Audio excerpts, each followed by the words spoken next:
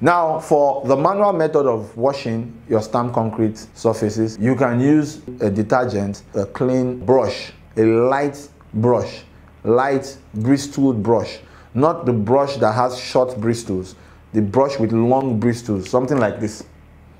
Yes, use a brush with long bristles, or you can use the raffia broom. Raffia broom looks like this. Yes, you can use the raffia broom and get lots of water. Now, first and foremost, you want to put your detergent in a bucket, have a concentrated part of the detergent, and begin to spread it all over the area where you intend to clean to begin your next phase, the area where you pour the stamped concrete. You spread that detergent, the concentrated detergent, all over the work area and have it break down the bond between the release agent and your concrete surface. That's the purpose for the detergent. So when you spread the detergent and allow it to stay on the concrete for a while, it breaks down the bond. Then you bring your long bristle brush and begin to make forward and backward stroke over the concrete like he's doing here with a long bristle brush instead. Because when you use a short bristle brush, if you're not experienced, you could damage your concrete with the force you apply. Now, an experienced person or experienced installer can use a short bristle brush.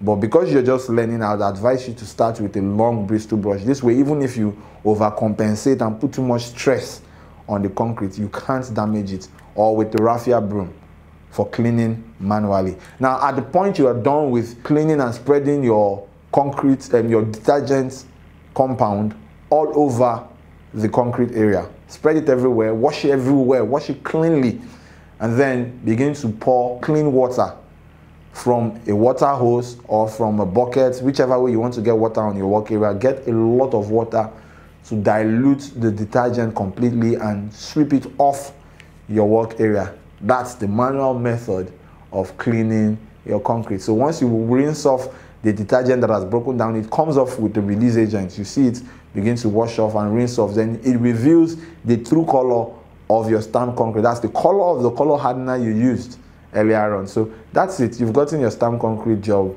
done. And then I'll go to the next method, which is the automated or the machine method, not the manual, in the next lesson. So bye bye for now, and I'll see you in the next lesson.